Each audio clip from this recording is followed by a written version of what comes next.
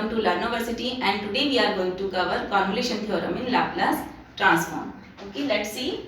We have two functions f1t and f2t, and Laplace transform of these functions is f1s and f2s respectively.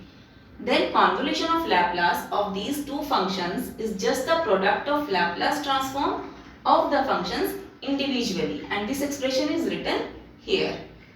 Convolution of two functions f1t and f2t is defined as 0 to t integration of f1 tau f2t minus tau d tau, or we can also write this expression as 0 to t integration of f1 t minus tau f2 tau d tau. Now let's prove this convolution theorem. This is convolution theorem.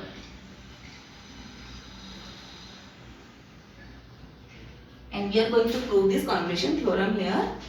Let us suppose let fs is equal to Laplace transform of f1t convolve with f2t. By definition, we can write it as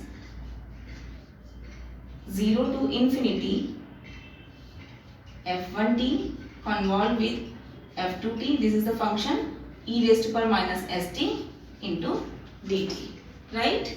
And we have defined convolution here, so put the value 0 to infinity f1t convolve with f2t is equal to, we are using this function, we can use any one of these functions, we are using this one, f1 tau f2 t minus tau d tau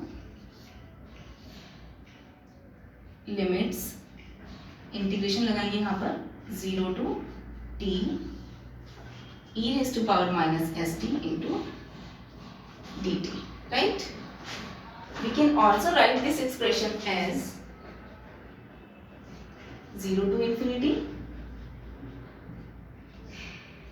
0 to t e raised to power minus st f1 tau f2 t minus tau d tau and dt. Okay. Now to solve this double integration, we have to change the order of integration. Order of integration change करने के लिए हमें क्या करना होगा? Double integration e raised to power minus st f1 tau f2 t minus tau, इन दोनों का order change कर देंगे. अब हम लिखेंगे पहले dt और फिर d tau.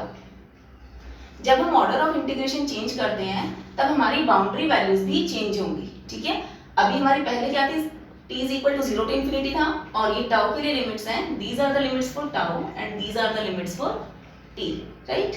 तो टाउ की लिमिट से 0 टू t और t की लिमिट से 0 टू इंफिनिटी, ये दोनों बाउंड्री वैल्यूज अब हम जब ऑर्डर ऑफ इंटीग्रेशन चेंज कर रहे हैं तो चेंज हो जाएंगी. ठीक है, और जिस तरह से हमने इनको सिंपली स्वाइप कर दिया, यहाँ पर हम इस तरह से नहीं कर सकते, इट विल बी रॉन्ग. तो हमें इसको समझना होगा कि बाउंड्री वैल्यूज कैसे चेंज होंगी. इसके लिए हम एक छोटा सा ग्राफ प्लॉट करते हैं.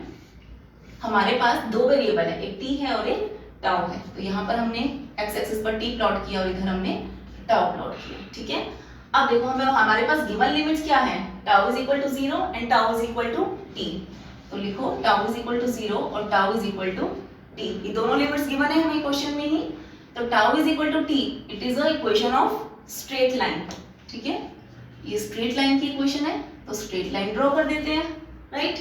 Tau is equal to t लिखो, इसे स्ट्रेट लाइन प्लॉट होगी. इसके बाद टाउ इज इक्वल टू 0. अब जब हमारे पास मान लो कि दो वेरिएबल है टाउ और t, जब टाउ की वैल्यू 0 है, मान लो t की वैल्यू 1 है, तो हम कहीं t एक्सिस पर यहाँ प्लॉट कर देंगे. टाउ की वैल्यू 0 है, t की वैल्यू 5 है, तो कहीं यहाँ प्लॉट हो जाएगी. इसी तरह से टाउ की वैल्यू अभी भी 0 है और t की वैल्यू 10 है, तो कहाँ पर यहीं कहीं प्लॉट होगा. ठीक है, मींस टाउ की वैल्यू जब तक 0 है और t, तो सारी वैल्यूज कहाँ पर प्लॉट होंगी, t एक्सिस पर प्लॉट होंगी. तो मान लो हम कोई एक पॉइंट यहाँ पर ले लेते हैं और यहाँ से मैं एक वर्टिकली अपर स्ट्रिप ड्रॉ करती हूँ. ठीक है, ये हमने इस तरह से ड्रॉ किया, ये वर्टिकली अपवर्ड ड्रॉ की हमने, और ये कहाँ तक जाएगी, इसकी बाउंड्री लिमिट से tau is equal to t, ये स्ट्रेट लाइन. ठीक है, और ये स्टार्ट कहाँ से, ये टाउ इज इक्वल टू 0 से. तो टाउ इज इक्वल टू 0 से लेकर t, इसके लिए हमने एक स्ट्रिप ड्रॉ कर ली which is limited to this area only. Okay, अब ऑर्डर ऑफ इंटीग्रेशन चेंज करने के लिए हमने जो ये वर्टिकल स्ट्रिप ड्रॉ की है इसको रिवर्स करना होगा. रिवर्स मतलब अगर हमने वर्टिकली ड्रॉ किया तो इसको हॉरिजॉन्टली ड्रॉ करेंगे. तो इसको हम इस तरह से शिफ्ट कर देंगे हॉरिजॉन्टली इधर, ठीक है। ये हमने हॉरिजॉन्टली इसको इस तरह से शिफ्ट कर दिया। अब ये बेस वैल्यूज भी तो चेंज हो जाएंगी, तो इधर क्या हो जाएगा, t is equal to tau, या tau is equal to T लिखो, एक ही बात है, ठीक है। और इधर ये कहाँ तक जाएगी, इधर तो कोई लिमिट ही नहीं है, ये तो t गोस टू इंफिनिटी तक जाएगी ये वाली, ठीक है। जब हमने इसको हॉरिजॉन्टली किया तो ये हॉरिजॉन्टल लिमिट नहीं है इसकी, कहाँ तक जाएगी, t गोस टू इंफिनिटी तक जाएगी, ठीक। तो अब देखो लिमिट्स क्या हो गई, पहले tau is equal to 0 to t था, अब क्या हो गया, t is equal to tau हो गया, मींस ये वाली लिमिट जो टाउ की लिमिट्स थी, tau is equal to t is equal to 0 to infinity हो गई, ठीक है। अब ये सेकंड लिमिट्स देखो जो t is equal to 0 to infinity है, t इज इक्वल टू 0, जब t इज इक्वल टू 0 है, जब t की वैल्यू 0 है तो सारी वैल्यूज कहाँ प्लॉट होंगी, टाउ पर होंगी प्लॉट, ठीक है। और अगर हम इस एक्सिस पर प्लॉट कर रहे हैं तो मतलब ये तो इस एरिया से बाहर की बात हो गई, तो इन लिमिट्स को हम एज इट इज रखते हैं, t is equal to 0 to infinity ही जाएंगी, ठीक है। अब हमारा ये कंप्लीट ऑर्डर ऑफ इंटीग्रेशन हमने चेंज कर दिया है। अब हम इसको सॉल्व करते हैं क्योंकि अब हमारी लिमिट्स बाउंड्री वैल्यूज भी चेंज हो गई, राइट। चलिए दोनों लिमिट्स ही हमारे 0 टू इंफिनिटी हो गई है, इसको हम सॉल्व करते हैं। हम पहले इसको लिखते हैं f1 tau, then f2 t minus tau e raised power minus st dt and then d tau. हमने इसको इस तरह से लिख दिया। अब आप ये देखो कि ये क्या है, सॉरी ये लिमिट्स हम यहाँ पर लगा देते हैं, इससे कोई फर्क थोड़ा पड़ेगा, ठीक है, कोई डिफरेंस नहीं आएगा। ये लिमिट्स हमने यहाँ पर लगा दी है तो f1 टाउ अभी भी इस इक्वेशन के अंदर ही। अब ये देखो कि ये वाला फंक्शन आपका क्या बन गया, this is Laplace transform of f2 t minus tau. Simple हम डेफिनेशन से देख रहे हैं इसको, ठीक है। अब ये डिलेड फंक्शन है, एक डिलेड फंक्शन का लैप्लास ट्रांसफॉर्म क्या होगा, सिंपल f2t का लैप्लास ट्रांसफॉर्म f2s, और जब वो डिले हो जाता है तो क्या होगा, एक एक्सपोनेंशियल फंक्शन से मल्टीप्लाई होगा, e raised power minus s tau हो जाएगा, ठीक है।